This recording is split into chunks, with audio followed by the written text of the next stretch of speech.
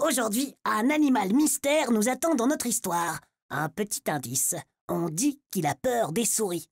Bon, c'est vrai que ça pourrait être aussi Lily. Allez, c'est parti. Allons résoudre le mystère de l'étable.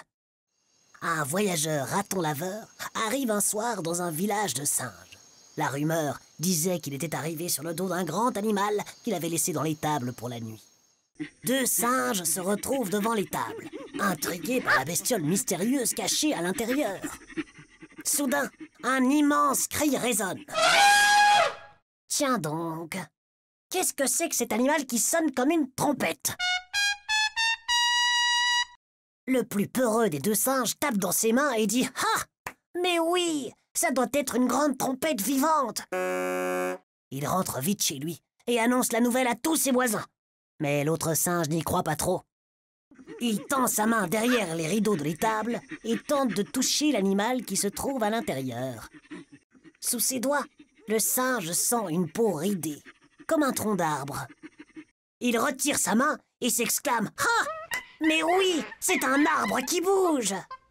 Alors que le singe part en courant pour annoncer sa découverte à tous ses voisins, un troisième singe s'approche de l'étable.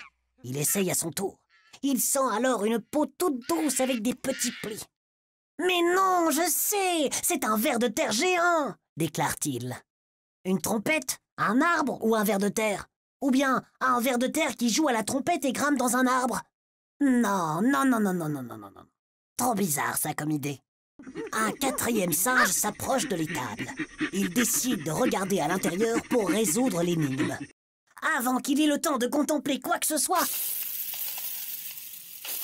un jet d'eau le propulse plus loin, le trempant jusqu'aux os. J'ai vu un tuyau et de l'eau en sortait. Donc ça doit être un tuyau d'arrosage, annonce le singe mouillé à tous ceux qui veulent bien l'entendre. Dans le village, personne n'est d'accord.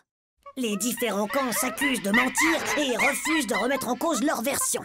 Le lendemain, alors que le village est encore en pleine dispute, le voyageur raton-laveur se dirige vers l'étable pour réveiller l'animal mystérieux. « On y va, Marguerite ?» demande-t-il. Et alors que Marguerite l'éléphante et le voyageur s'éloignent, aucun des singes ne pense à se retourner pour enfin découvrir la réalité tout entière. Eh ben, si seulement ils étaient moins occupés à se bagarrer, ils auraient vu que chacun avait un petit morceau de la réalité. Qu'est-ce que t'en penses, toi? Comment faire pour vivre ensemble avec des idées différentes?